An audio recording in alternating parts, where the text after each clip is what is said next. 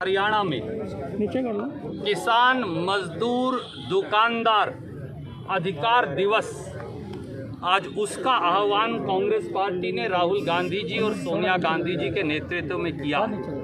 पूरे देश के अंदर हर विधानसभा क्षेत्र में ये आह्वान है। मोदी, खट्टर और दुष्यंत चौटाला ने खेत और खलिहान पर आक्रमण बोला है।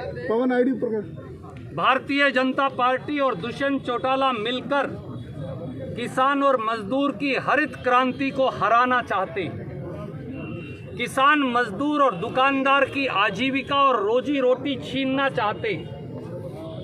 नरेंद्र मोदी जी, भाजपाई मनोहर लाल खट्टर जी, दुष्यंत चौटाला जी खेत और खलिहान को चंद पूंजीपतियों के सिक्कों की खनक के आगे बेच देना चाहते हैं और इसलिए इस निर्णायक संघर्ष का आह्वान किया है। जब तक ये तीनों कृषि विरोधी काले कानून खत्म नहीं हो जाएंगे, हमारा संघर्ष जारी रहेगा और इन तीनों काले कानूनों को, खेती विरोधी काले कानूनों को खत्म करवाकर ही हम चैन से बैठेंगे और तब तक लड़ेंगे जब तक देश के किसान, हरियाणा के SC BC के हमारे भाइयों, छोटे दुकानदारों और मजदूरों की ड्योढ़ी पर हम मनोहर लाल खट्टर जी, दुष्यंत चौटाला जी और नरेंद्र मोदी उनके घुटने वहां नहीं टिकवा देते। राहुल गांधी जी का हरियाणा दौरा है जी, राहुल गांधी जी का हरियाणा दौरा है और अनिल भी धमकी दे रहे हैं कि हम घुसने नहीं देंगे।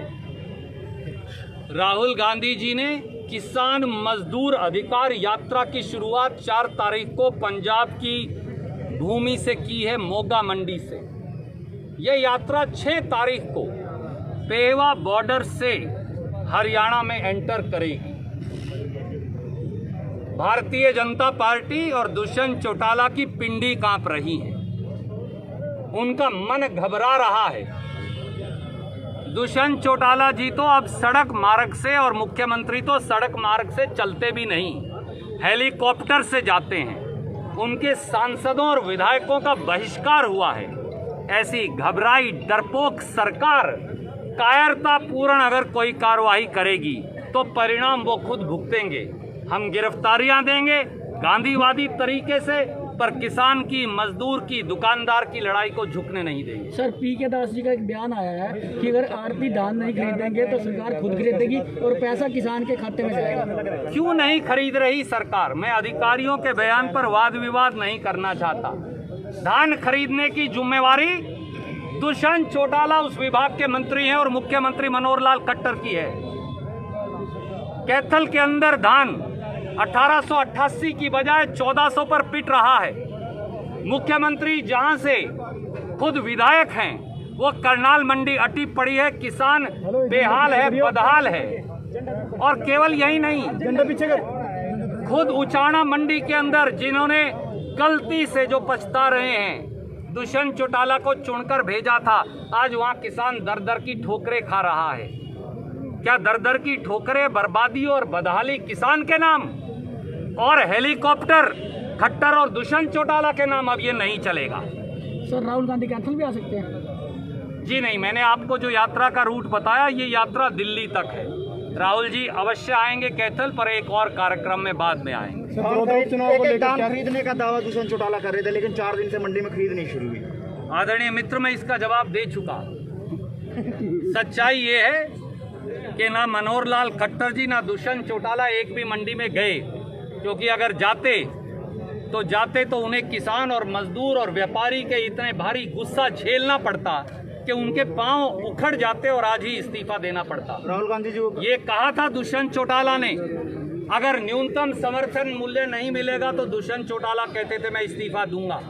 मैं आज कहता हूं, मनोहर लाल खट्टर जी और दुष्यंत चौटाला जी, आप इस्तीफा दो, क्योंकि आप धान खरीदने में फेल साबित हो। सर, बड़ौदा उपचुनाव में क्या रहेगा? उपचुनाव को लेकर सर, क्या उपचुनाव को लेकर वो जल्द बताएंगे आपको। एक सवाल कुछ और पूछना चाहते थे राष्ट्रीय, उसके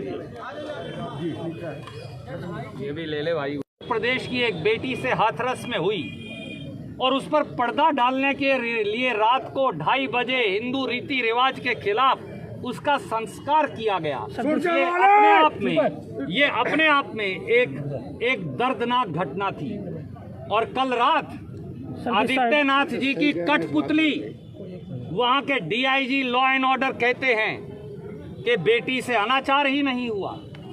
आदित्यनाथ जी, काश आपकी बेटी होती तो आप दर्द जानते। बेटा या बेटी के साथ अगर दुर्घटना हो तो कितना दर्द आत्मा को किस प्रकार से लील लेता है। हमारी उस वाल्मीकि समाज की बेटी ने डाइंग डिक्लेरेशन दी है, मरने से पहले आखिरी बयान दिया है, जिसमें उसने अनाचार, गैंगरेप, बलात्कार की पुष्टि की है।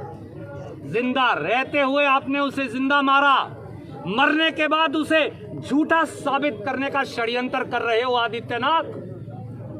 आदित्यनाथ, ईश्वर अगर कहीं है और जो है वो तुम्हें कभी माफ नहीं करेगा। इस प्रकार के कुकृत्य के लिए इस्तीफा दो और उत्तर प्रदेश की जनता में जाओ, वो बताएंगे तुमको कि असलियत क्या है भारतीय जनता पार्टी की सरकार की। Thank you sir.